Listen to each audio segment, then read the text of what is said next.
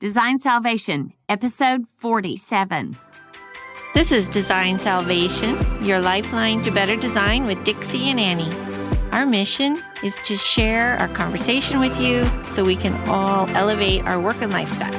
Welcome to the fold.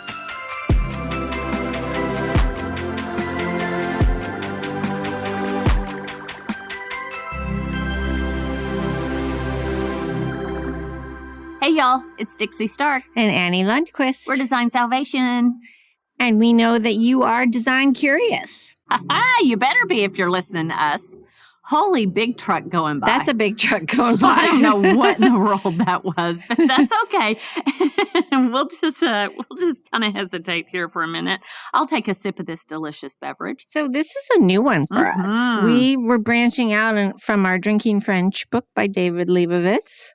Yeah, he's got some good tidbits in there. And we went and got the Dolan. The Dolan old-fashioned vermouth. Mm-hmm. This is the Rouge. Yes. And we just didn't do a complicated drink because, as we said last week, we don't like the complicated. We're starting to back down from the when I first said we need 2 ingredients, I still am kind of a fan of that. It's true. We like less alcohol. When we start doubling up on the alcohol, we're kind of not fans. But this is, the Rouge vermouth, also known as sweet vermouth.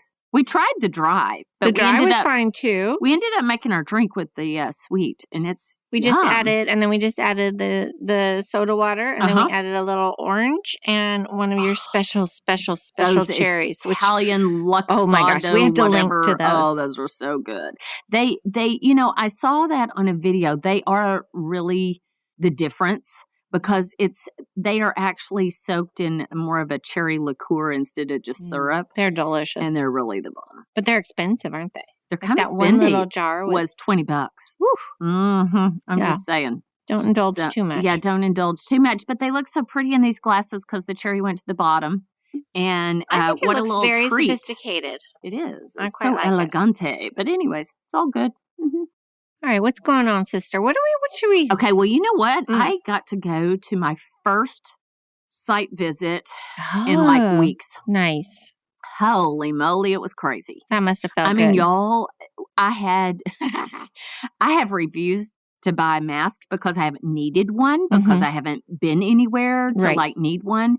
But this particular job site is in construction and it's in the dry. But, I mean, we still don't have windows. I mean, it's just an exposed site. And apparently this builder's been turned in and has been fined. Oh, and my goodness. Because he's working?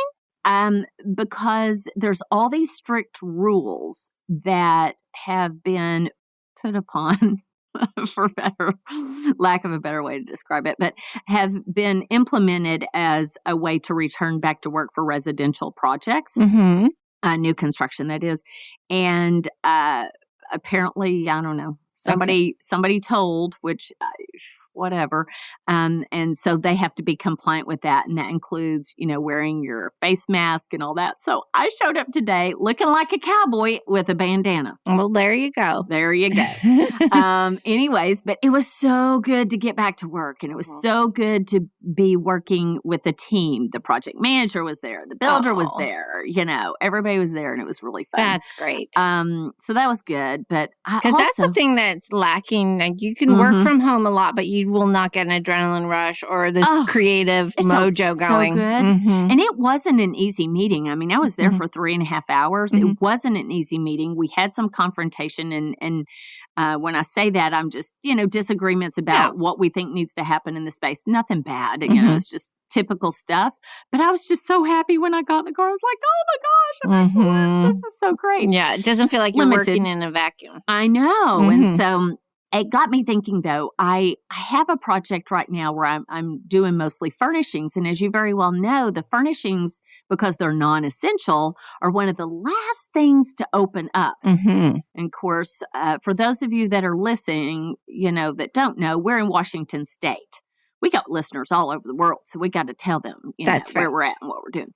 And Washington is, got their plan. We're not opening till the end of the month, and then it's still phased. It's still phased. It's going to be a slow open. And so what it's kind of hard for our industry as interior designers where we provide furnishings, but we also are, selecting and specifying the hard surfaces and, building construction materials. It's kind of this fine line of what we can do. So we're kind of half working, or I feel like I'm half working. Mm-hmm. Now, I can order samples. I can place orders for furniture, but I can't take a client to the design center. Right. And most of my clients are not having me come to their house. Mm-hmm. And so it's just a little bit weird because now the construction materials are open by appointment. And so I can actually go and select a slab right now, or I can select tile, or, be a little bit more engaged with the construction material. So it's going to be challenging over the next couple of months, but it felt so good today. But I'm working on a job that incorporates a master suite and kind of master bath, and I have questions for you. For me? Because I'm doing a headboard. Oh, okay. Let's hear it. Headboard. Let's talk headboards. Okay, let's talk headboards. Okay, so this is an unusual project in that, do I say that about every project? They're all unusual. I don't mean that. Well, they're all a little bit unique. They all have their challenges, and that's why we're brought in. As interior designers, that's why we're brought in, is to, problem solve and to beautify and all the above. Anyways, this one's an older home, and it's been modified to death. So the master bedroom does not necessarily have a bed wall anymore. I have a fireplace on one wall. I have 2 openings on another wall. Ooh, I have tricky. a built-in, closet armoire system on another wall. None of which I did, but I'm furnishing this space. So where are you putting the bed? I have to put it in front of the windows. Ooh, ouch. You knew I was going to say That's hard. So they currently have a headboard that's like 57, 58 inches when you put a tape to it. And I really want to get it down to 40. And this is a king bed. So I'm putting a king bed in a room that actually is not super generous, but big enough. I mean, clearly big enough. So at 40, it's just a more modern profile. It's just, and you know what it does? It doesn't engage with the windows as much, but it's still coming up above the sill. So, And the other thing that's really interesting about this is that one of the clients is bald. And I know where we're going on this. You know where I'm going with this. I can only use certain fabrics. Yeah. A bald head on the wrong material will leave a mark, and you'll be reupholstering that thing in 5 seconds flat. I learned that the hard way because I don't think, I must have been 10 plus years into my career before I even had this come up. But I was like, oh my gosh. Well, and I have to say, even aside from a bald head, which has its own natural oils, it's not as though they're using product. No. More and more men are using product in their hair. So another complication. Yes, it's a complication. But particularly it's really interesting because the oils from, the bald head, I immediately just went, I can only use so much because I know that it would mark, and that would include leather. Yeah. And I wanted to use leather, but because it's in the window. Ooh, yeah. Now that's a little dicey. That's going to be a lot of exposure. It will, because the back side, I'm going to have the headboard upholstered on the front and the back. And the reason I wanted upholstery is I wanted something a little more opulent. I wanted something soft. I wanted to soften the architecture there. And I love an upholstered headboard. I do too. My favorite. My favorite too. And the wood would also be subject to the sun. And I don't know, we're going to have shades and all that. So I was thinking about a velvet and the do's and don'ts of when you use a velvet and when you don't. And of course, I can't use a true, authentic velvet. No way. It's going to have to be an indoor-outdoor treated. And I still don't know if it's going to hold up. Like, I'm still panicking, and they are sold on an upholstered headboard. Well, I'm kind of freaking out. You're just going to have to do the best you can, because velvets, even if you didn't have the exposure issue, velvets are hard to work with. They are tricky because they can crush. They can crush, and even mohairs, which I adore for headboards. I do too. You can't get one that's too plush, or it will crush. So you have to have kind of a flatter. Yeah, a shorn kind of hair is better on those. I know, I've been completely challenged. So here I am. So what are you going to do? I can't do wood. I can't do leather. am really worried about leather from the sun on the back and the oil on the front.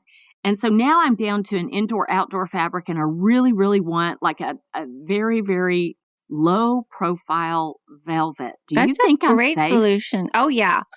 I mean, I think as safe as anything's going to be, right? Yes, there's only so much you can do. I've approached the subject gingerly. Like, I was like, well, given that you you want you're a hairless wonder, upholstered headboard, we have to consider the oils from our heads. And I had to say head, not hair. It was kind of challenging, but I think I navigated that okay, as you would say. I don't know. Would you do something else? I'm just inquiring. No, I don't have a better solution, but I will say, I mean, we can say indoor outdoors are the bomb, but they have their flaws. They have their flaws too. Everything's going to be subject to it. So I think what I'll do is when I make the proposal of the various different options that I'm going to provide in indoor, outdoor, I might throw in something that's not velvet, even though I really want the velvet. I could always do a velvet, like, lumbar or something like that. But that's a good idea. But I'm trying to get the opulence and the kind of like elevated. But there are some opulent indoor outdoor fabrics that might be a better solution. I think once the design center opens and you can see the full panoply of what's available, there might be some better solutions. But I think that's the only thing to do. And I think I do the disclaimer that we oftentimes don't say when we're working on a project. Now, please understand that this is not a 10-year solution.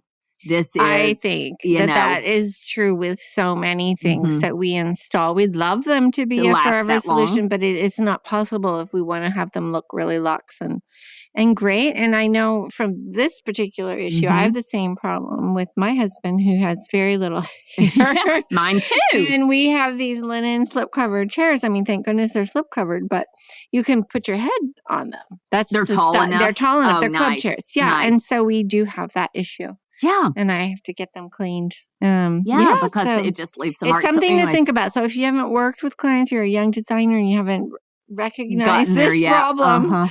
It does occur, and it is a consideration. I just thought I'd bring it up today. I thought you might have the same or different thoughts that I had, and I thought, gosh, this is a learning moment because I wish somebody had kind of clued me into this earlier in my career. I've made some not particularly wise headboard decisions way in the past where I didn't realize how much wear and tear, because I'm a big pillow person, so my head's never on the headboard. Right. Mine either. I know, but not everyone's like that. Not everybody's like that. And you can't monitor what your clients are going to do. Just like I was saying, I can't monitor how often they're going to drop those shades or not to protect the headboard. So you just have to do the very best you can, and then just a few disclaimers and move on. There you go. Okay, you answered my question. Thank you in a roundabout way. Maybe you just validated my question. Well, the other thing I do in situations like that, if I'm doing an indoor-outdoor, for example, on a banquette or something that's getting a lot of wear, is I'll just order extra fabric.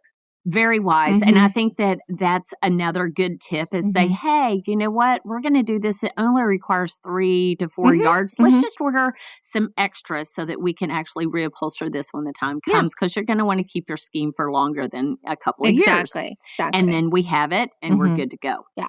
Brilliant. Thank you. I knew you would have a little tip of the day. Little tidbit. Yeah, I love it. I love it. So what do you got on your mind? I was reading over the weekend. Because you're a good reader. Occasionally, I am a good reader. You're so good about it. So I was just reading the Wall Street Journal magazine, which there wasn't a lot in there that was particularly relevant, but there was one column where they discuss a word and they throw it out there to people in various industries. For example, actors and creatives, and then corporate people maybe. And one was, anyway, the word for this one was prudence, which is such an old-fashioned word. But I loved it. I just used that not too long ago. Oh my gosh. Ooh. In what context? Well, a client didn't want to meet in this whole situation, and I wrote back that I appreciated their prudence. Oh, look at that. Here we go. Well, it's very timely. And I don't know where that came from, quite frankly. I think it's a great word in this current environment, and I always try and relate the word back to design, and they often will have a creative on there, so it does get related back to design, but it's fun to think about. And the one that sort of resonated with me was the female actor. I mean, what are you supposed to say on that? I don't know if you say, I don't know. And I can't think of her name. PC? She's really well known. It's like Carey Mulligan, I think is her name. Yeah. She's fabulous. So, that's awesome. Yeah, I like her. Yeah, she was talking about prudence in the context of acting in a very subtle way, that's enough, particularly on the big screen, that it doesn't take a lot to convey your emotions. So I was thinking about this, and she had a director who was on the same wavelength as her, and he said to her, just don't even think, or something like, don't think about acting, like do your worst acting, basically don't act. Don't act. And let's see how it goes. And it went beautifully. And it was just sort of an epiphany from a design standpoint, in the sense that that's sort of what we strive for, many of us. We wanted to feel like we didn't over-design. Yes, like we didn't over-design. So I was thinking about how that is kind of a mantra, that your design hooks should be built in with prudence. Yes. In the sense that, uncluttered, unpretentious, and untrendy would sort of be the way I would look at prudence in terms of design. Yeah, and I think that we have to be good stewards of the architecture and good stewards of the client's money and their time. And I think that being really intentional and careful and thoughtful and even restraint. Yeah, exactly. And I don't think we should be boring, but no. I think that there's a certain, like if you're talking about, I said uncluttered, unpretentious, and untrendy. Yeah, that's break kind that down a little bit. Well, because that sounds a little it's all the uns. It's all the uns. Like, what are the do's? Would be like curated, correct, authentic, yes, and not boring. I don't want to be boring, but I think you should. There's something about authenticity, which we use that word a lot, but I really like it. It's like always, my touch point on design is Hubert de Givenchy. His country place, Le Jonchée, is what I always go back to. I love it when you speak French. Because I look at those rooms and they're not pretentious. They're not trendy, obviously, and they're real. And you could go in there in a ball gown or your jeans, and you could figure out a way to feel comfortable. And I love that. So I think that's a perfect example. Okay, good. I do. I think that's really a good example. So the Journal didn't actually have an interior designer that they interviewed? They didn't. Okay. No. You are the one. I'm the one. Yes. But I loved the thing for I love the reference there, and I also loved the one, the interesting other one, and I wish I had it here to read, was the mountain climber, because obviously he has to use prudence. Yeah, I'd say I may have to post a little piece of that because it was super interesting. But it makes I love that. Yeah, I know we've talked about that in the past, sort of how we don't want to put our designer stamp on things. And I think that when you're prudent, it also, and when you're authentic, obviously, you won't do that. So it doesn't scream Dixie or Annie. Exactly. And I just think that that's a really good term and word to have in the back of your mind as you're working on a project, as you're working with clients, as you're exploring the architecture and the possibilities and all of the things that we have to do. Well, we're just bursting with ideas, creatives are. I know, boom, boom, boom. Yeah, exactly. And I often have to say, is that going to look designed? Really? Feel overdone.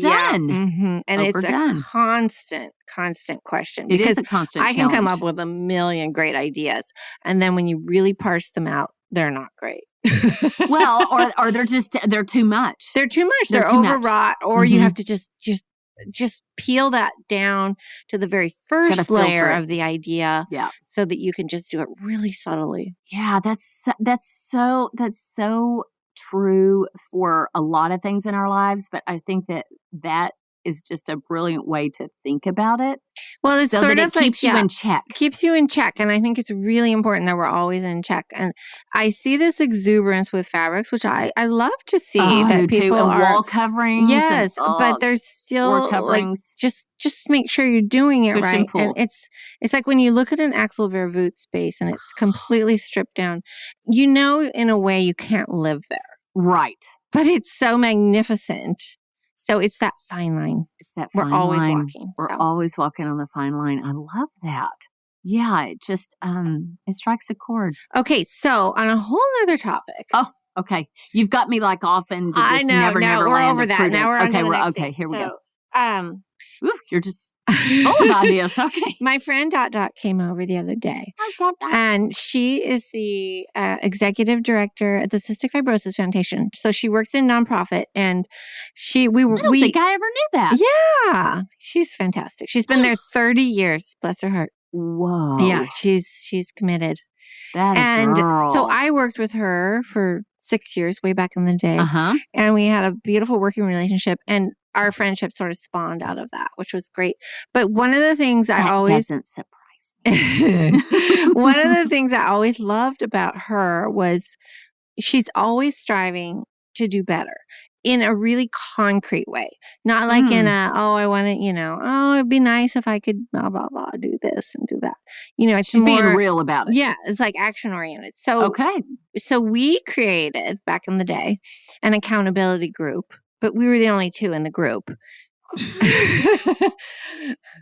Although that's hilarious. Yeah. Okay, so it's called the accountability. It was the accountability group, and it was really formed in order to keep us on track and moving forward into self-actualization, to really the things that you say you actually do, which is always a struggle for all of us. Change is hard. Change is hard. Yeah. So. And it's hard on a weekly, daily, whatever basis to push yourself. Well, and we're busy with other things, and then you're done with the day, and you think accountability. Yeah. So it's like the book club with two people, you and me. Yeah, exactly. We're the book club. That's funny. Okay, so go back to what you were going to say. So she came over the other day, and she said this new normal. Or not new normal, but this phase in life with this virus, and I'm working from home and it makes me really look at time in a more valuable way. And I don't want this time to slip away without really being thoughtful about how I move forward. Feel that way a little bit. Do you? Well, yeah, because I'm like, oh my gosh, it has already been, a month?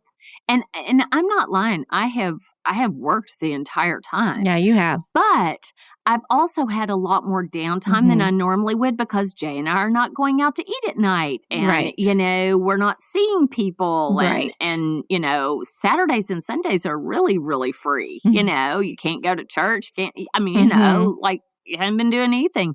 I agree. I kind of woke up this week because portion of our stay at home has been lifted, and I'm starting to kind of get rolling back into things. And I thought, was I really treasuring the time that we had? Did I just blow it? Did I, so she's thinking the same thing. Like I should have treasured that more. Yes. Or so we decided, pay more attention. Yeah, we decided as a result of that to. What are you clinking around? I'm so sorry. I know, just my arms or something. I don't. You're clinking around. That's funny. Okay, yeah. So we decided to resurrect the accountability group. Okay, so has it been dormant for quite some time? It's been dormant for quite some time. Oh, girls. Okay. Yeah, and we had, and one of the reasons it went dormant, it went dormant because we did open it up to a couple other people, and they didn't take it seriously. So it doesn't work unless you're all really committed to doing the things that you say. So this is how it works. Okay. Are you ready? I'm a little nervous. Okay. No, don't be nervous. Okay. I'm telling everybody and you because I think it's brilliant, and we would let you in. You would? Uh-huh. Lulu's in. She's in? She's in. Because she's definitely a doer. Okay. So this is your corona management tools through the accountability group. Okay. You have 4 topics, 4 areas of your life: work, social, house, and health. And you can choose. Okay, go back one more time. Work and social. Social. Which means family. Okay. House. And health. Okay. And that can mean beauty. That can mean anything. So these are pretty broadly based categories. And you pick as many as you want, but generally we pick 3 or 4 things. Sometimes we pick one from each group that we think we can accomplish in the next week. Yeah. And 1 week. 1 week. If life gets completely crazy, we will push it out a week. We want to succeed, so we're not ruthless. Okay. And then you get points for completing your tasks that you have shared with everyone. So, well, everyone, the other person. Right now, it's the two other people. Yes. Maybe three of us. If I decide I can do this. You can do this. Okay. So the other thing is there are 2 small requirements for every meeting. You must have a clean purse and a clean car. Not like car wash clean, but like a tidied car, not like a rolling suitcase. And your purse has to be organized. Your wallet has to be cleaned out. So my car would have to be cleaned out? Your car, well, or just organized? Organized. You can have errands in there. Stuff we carry in our car. Yes. And you can have errands in there that are going to get done. But you know how often sometimes you leave some tile in there for a month. Oh, I've left hardwood flooring samples in there. I've used it as a storage location when I didn't want to bring the stuff inside, or I kept thinking, I'm going to drop it off. I'm going to drop it off. I'm going to return it. And then it's in the car and I forget about it. Well, this will make you do it because you know you have to have a clean car every Friday? Well, whatever day you all choose. Okay. Yeah. So, are you thinking it's the whole group or you have just a partner? Like, would I get teamed up with Lulu? No, would I be teamed up whole with group? We know everything we know you're like, I had 3 categories this week. Okay. So I had, for work, I had 1 to 2 old invoices that I haven't sent out because we know how long those take. Forever. Yeah. And did you get done? Mm-hmm. Oh, I know. Oh, I'm so impressed. Yeah. And then on the house front, it was to clean my closet and my kitchen office, which is always my dumping zone. So, and have you done that yet? Well, I haven't done it yet, but I have till it's on Friday. your list. Yeah. Oh, girl, it's on. Okay. Yeah, I know, but I love the pressure. Good. We all the pressure. Love pressure. We all and work I better love under pressure. Saying yes, I did it, and everyone's like, you're like, yeah, it's good. Do you reward yourself some other way? Like, do you get an extra cocktail, or you get to go to breakfast? We do. We keep track of go on a shopping spree. We have points and demerits, and if we get to a certain number of points, we decide what. It just however you however you go. I know I'm hitting my mic over and over again. It kind of depends how you want it to work. This you can sort of finesse. You can kind of say in advance, if I get this done, I get 10 points. But if I don't get it done, I get demerited 15. Is demerited a word? It could be. Okay. I like it. 15. Is that how it works? We would decide from the outset how many points. Okay. It's kind of fun. But it's I'm wanting all these rules. I'm like, I need to know the rule book. No. Okay. There are rules. Got it. But you can kind of lay them out. Fun. Mm-hmm. It's like kind of playing fun. a game. It is like playing a game. You love games. I love games, which leads me to my social thing on my task list. Okay. And this is homework for everyone. Ooh. Yeah. For me too. Yeah. Oh boy. You're not in the group, but you have to do the homework because I'm going to challenge y'all to something. Okay. Yeah. So, and you're challenging all the Salvationites. I'm challenging them all across the seas. You're across the seas, challenging everyone. Okay. So this is to have a mini party. That's because you just love a party. These are mini. It's not even really a party. Mini. You and me are going to have a party. Just the two of us? I'm throwing it for you. Oh. And then you're going to throw one for me. Oh. Yeah. Yours will be better than mine. No, it won't. It'll be different. Oh, okay. Different. And you have to have some kind of floral or plant or green. Okay. You have to have a snack. Okay. And you have to have a cocktail, obviously, or whatever, or a beverage, whatever. Coffee or whatever. And you have to have a game. Oh, you love games. It can be, last night you can be the dumbest game in the world. Last night we played 21 questions. We had a blast. It doesn't have to be something sophisticated. It could be like just anything. It could be a fun questionnaire. It could be truth or dare. Oh, okay. Yes, but I think we need to create these little moments for ourselves because we've got another month of this. We do. And you can social distance. You can Absolutely sit 6 feet apart like we are now. You can have separate little plates to eat off of. You can do this. You know what everybody's doing for the social distancing that is so funny? What? They're going on coffee dates. And so they drive their cars through the drive-thru at Starbucks, and then they go sit in the parking lot with the windows down and drink their coffee and talk. Okay, I think this is better, the mini party. It's way better, but isn't that funny? Yeah, it's funny. Like, times are changing. Well, yeah, that's really fun. And I've heard kids get together and they park all their cars in a circle and sit in the trunks and talk. I think that's so Pop the great. trunks. That's cute. That's so great. I don't want to talk through the window. No, well, you just, you talk. Yeah. It's better than not seeing anybody at all. Well, true. But you know what? I think now that we have been at home long enough and everybody's starting to feel it, you could also go outside and do this because the air is fresh and that's great. where I was thinking we would. Me too. I would be hosting you. Yeah. It's outside. For sure. Yeah. Mm-hmm. That's a party. That's a just party. being out in the sun. Exactly. Okay, so that's the challenge for the week. That's the challenge for the week. Oh my goodness. Okay, we have challenges. We've talked about prudence. My goodness, we've got a new beverage. You've got it's about time for us to sign off. Get to work, people. I'm saying. Be accountable. Have a mini party. And think about design prudence. All week long. That's a lot. Thanks for listening. Ciao for now. Ciao for now. Hey, y'all. Don't forget to follow us on Instagram, Twitter, and Facebook. You can also find us at designsalvation.com, where we'll have the past podcasts listed as well as show notes. Hope to see you there.